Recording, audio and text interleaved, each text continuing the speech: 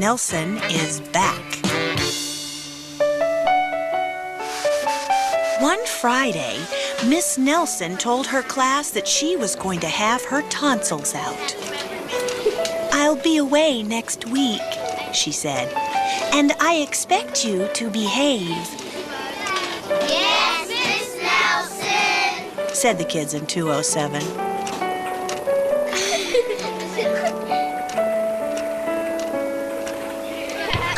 But at recess, it was another story. "Wow," said the kids. "While Miss Nelson is away, we can really act up."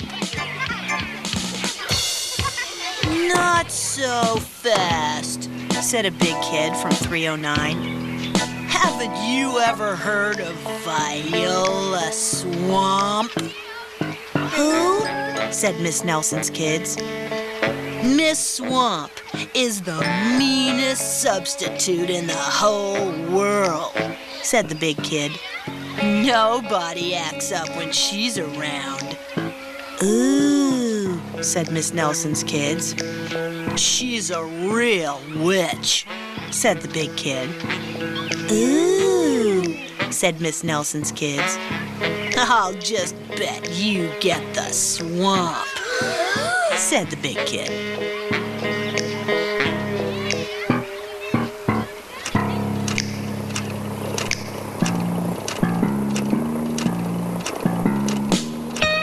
On Monday morning, Miss Nelson's kids were all in their seats. They were very nervous. Some of them had not slept well all weekend. "If we get the swamp, I'll just die," said one kid. They heard footsteps in the hall. Slowly, the knob turned, and the door opened. It was Mr. Blansworth, the principal. "I shall personally take over this class," he said. Miss Nelson's kids were so relieved. But they soon learned that Mr. Blansworth was not a lot of fun. All morning, Mr. Blansworth tried to amuse the class with his corny card tricks. "Oh, brother," said the class. Woof, woof. That afternoon, Mr. Blansworth showed the class his favorite shadow pictures. Woof, woof, woof. "This is kid stuff," said the class. Tweet, tweet, caw, caw. The next day, Mr. Blansworth demonstrated his favorite bird calls. Honk, cock-a-doodle-doo. They were not a success. Hoo, hoo, bacaw, bacaw. And for 2 days, Mr. Blansworth showed slides of his goldfish, Lucille. Miss Nelson's kids had never been so bored.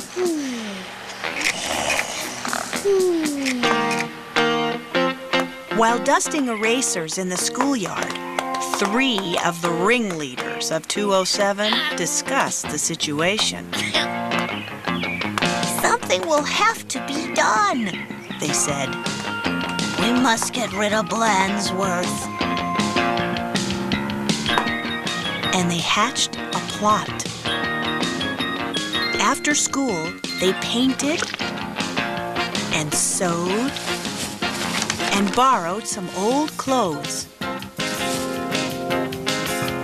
And they practiced some very difficult stunt work in the backyard.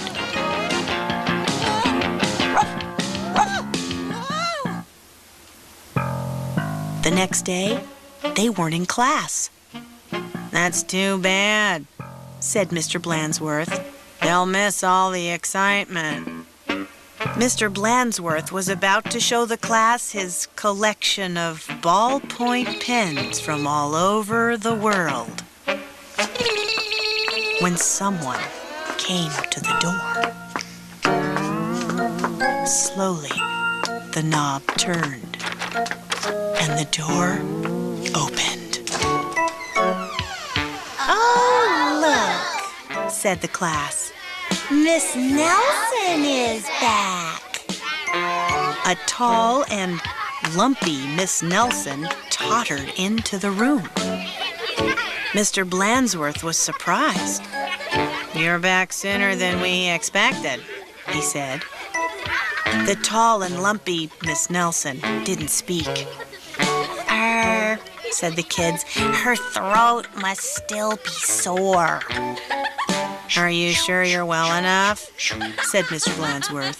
She's sure, said the kids. "Well, in that case," said the principal, "I'll be getting back to the office. Nice to have you back, Miss Nelson." And he left the room.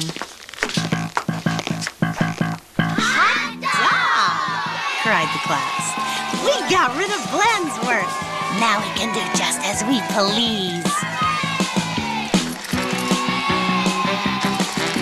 And at the stroke of 10, the kids from 207 left the building. No one stopped them.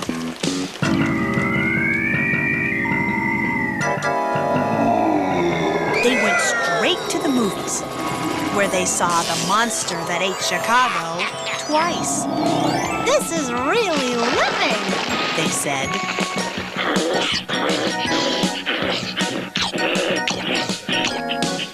Afterward, they went to Lulu's, where they stuffed themselves silly. But soon, they made a serious mistake. Heading back to school, they passed Miss Nelson's house. Miss Nelson couldn't believe her eyes. Those are my kids, she said in a scratchy voice. What are they doing out of school? And who is that with them? Miss Nelson telephoned Mr. Blansworth to see what was going on. "You're not Miss Nelson," said Blansworth. "Miss Nelson is back." And he hung up. "Can't fool me," he said. Said Miss Nelson. Something will have to be done. And she went to her closet.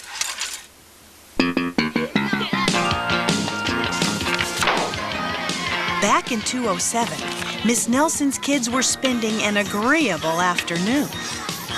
They were very pleased with themselves. We should do this more often, they said. They did not notice the figure out in the hall. Slowly, the knob turned, and the door opened. "My name is Viola Swamp," said the lady in a scratchy voice. Yipes! Cried the kids. "The Swamp!" "That's right," said Miss Swamp. "And I'm here to whip this class into shape. Get back to those desks on the double." The class did as it was told. The big kid from 309 was certainly right. Miss Swamp was a real witch.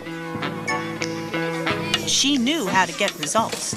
The class did a whole week's work in no time. "We shouldn't have gotten rid of Blansworth," they said. "Pipe down," said the Swamp. "Or..." Just then, something under a desk attracted her attention. It was a mask. "Aha!" said Miss Swamp. "So that's your little game." And she tried on the mask just as Mr. Blansworth stepped into the room. "Miss Nelson," said Blansworth, "I'm of the opinion that someone has been impersonating you." Uh-oh, whispered the kids. "You don't say," said Miss Swamp. "Probably just some kids acting up. I'm sure it won't happen again." And Mr. Blansworth left. "And it won't will it?" said Miss Swamp to the class. "Because the swamp will be watching."